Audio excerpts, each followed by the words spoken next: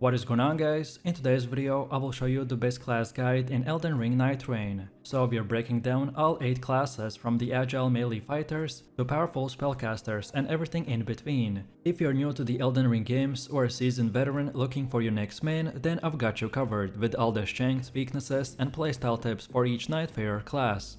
Also, if you're interested in buying other PC or console games with 50 or 70% discount, then check out Instant Gaming. For example, I want to buy Elden Ring, so we just click on Add to Cart, then click Pay, then input our details and pay. After payment is complete, we will receive activation key, then copy and paste the key in, and it's that simple. So what are you waiting for? Click my link description and check out Instant Gaming for yourself.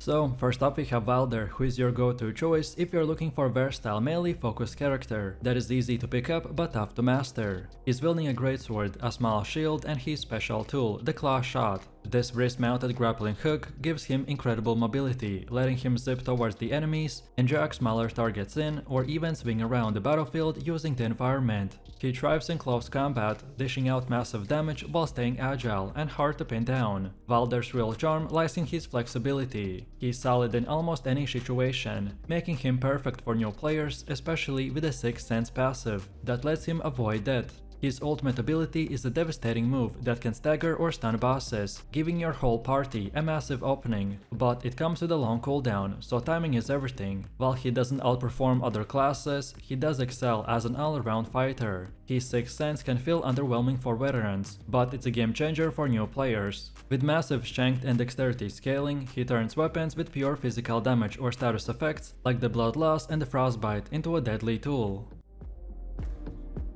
Then for the second class we have Guardian, which is the tank that you call where your team needs a wall of defense. Armed with a halberd and a towering great shield, is built to soak up damage and keep your party alive. He has insane defensive capabilities, as he specializes in surviving the impossible and holding the line, while then on the other hand, the others bring the DPS in return. His unique The Halberd moveset will add reach and control to his kit, making him more than just a pure tank character. What sets Guardian apart is his incredible utility. He's got crowd control with the Whirlwind, which can keep mobs in check, and Wings of Salvation, that is a powerful support ability that revives allies and creates protective zones. His passive ability enhances his shield strength to the point where even the bosses will struggle to break through, which makes him the strongest defensive pick in the game. That simplicity and resilience makes the Guardian a fantastic choice for new players, but it comes at a cost. He's slow when guarding, deals less damage than the other nightfarers, and heavily relies on a shield, limiting build options. In solo runs, his support focus kit can feel underwhelming, but still, with a solid shield poking or a Guardian counter build, he can become an immovable object, holding the front line while the rest of your squad does the real DPS.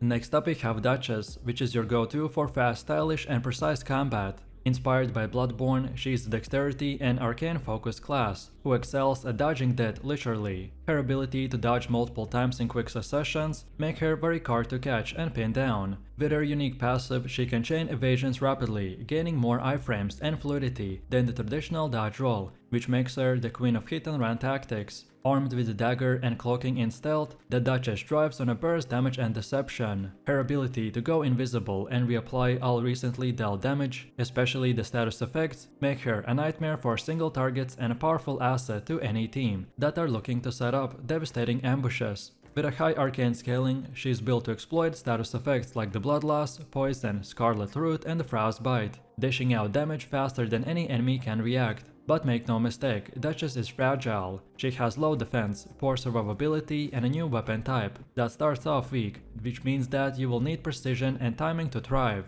Also, some bosses can be backstab, which limits her ultimate potential. But still, in the hands of a skilled player, she can be untouched and absolutely a lethal DPS dealer.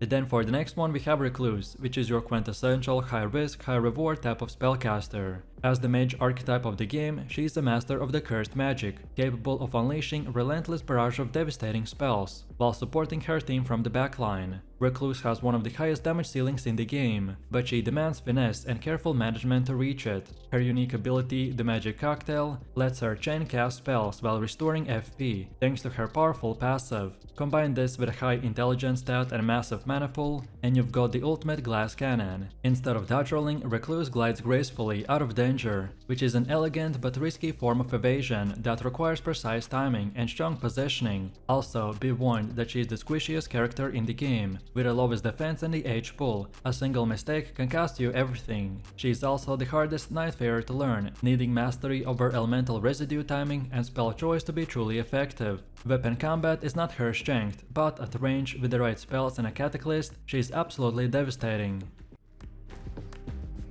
Then for the 5th class we have Ironeye, which is your go-to range specialist, as he is fast, agile and deadly with a bow. He is designed to dish out serious damage from afar, while keeping his team supplied with valuable loot and tactical advantages. Thanks to his unique wall-running mechanic, the Ironeye stays incredibly mobile, darting around the battlefield to find the perfect shot. Unlike traditional archers, his revamped bow mechanic makes him a powerhouse in continuous combat. Ironeye's arsenal includes light bows, normal bows and great bows. And he's not just about ranged attacks, he can backstab with his bow or slice with a dagger, while dodging backwards to create space. His ultimate unleashes massive AoE damage, and his character skill will mark enemies for increased damage, which makes him a huge asset in any team. That said, Ironeye is not built to tank hits. With low HP and few defensive tools, he relies heavily on positioning and quick reflexes. He's less suited for solo runs, since the enemies can close the gap quickly, making it tricky to maintain a distance. But in a team with a guardian driving aggro, the Ironeye can safely rain arrows down, boosting both the damage and the loot quality. If you want to master ranged combat with a style and speed, then the Ironeye is your guy. Then for the next class we have Raider, who is the embodiment of raw power and resilience, built around strength and massive weapons like the Great Axes and the Colossal Weapons. If you want to trade blows with bosses and enemies alike and come out on top, then the Raider is your guy. He excels at staggering targets and breaking their stance by creating perfect windows for devastating follow-ups or critical hits that can turn the tide of any fight. Raider's unique moveset for colossal weapons makes every swing feel earth-shattering. Also, his retaliate skill will let him absorb massive hits and respond with crushing damage, but the timing is everything. Nail it and you dominate, but miss it and you're left vulnerable. Beyond damage, the Raider supports his team by blocking projectiles or creating tactical advantages with his Totem Stella, which adds another layer to his versatility. However, the Raider's biggest drawback is his lack of mobility. Being the slowest melee character means fighting certain fast or tricky enemies can be a headache. His playstyle will often require trading hits, which can backfire if you're not precise. But for those who love heavy hitting, tanky bruisers, then Raider's staggering presence and the powerhouse damage will make him a formidable class, especially for solo players. Then for one of the last ones we have Executor, who brings an assassin type of playstyle with unique ability to deflect incoming attacks and negate damage completely. Armed with a cursed sword, Executioner can switch to a special stance, using his character's skill, which unlocks a new moveset, focused on precise deflections and powerful lunging strikes. Each successful deflect will crack the sword shell, revealing a glowing inner blade that boosts his damage, combining both physical and likely holy damage for devastating effects. The Executioner starts the game with a katana and his passive ability, Tenacity, that enhances his resilience when recovering from status ailments, which makes him tough to take down once mastered. However, the Executor is not easy character to play. His kit demands perfect timing and positioning, by rewarding skilled players with incredible defenses and high burst damage. Overall, the Executor's mix of defense, offense and transformation make him a high ceiling, high reward nightfarer, for those who thrive on precision and power.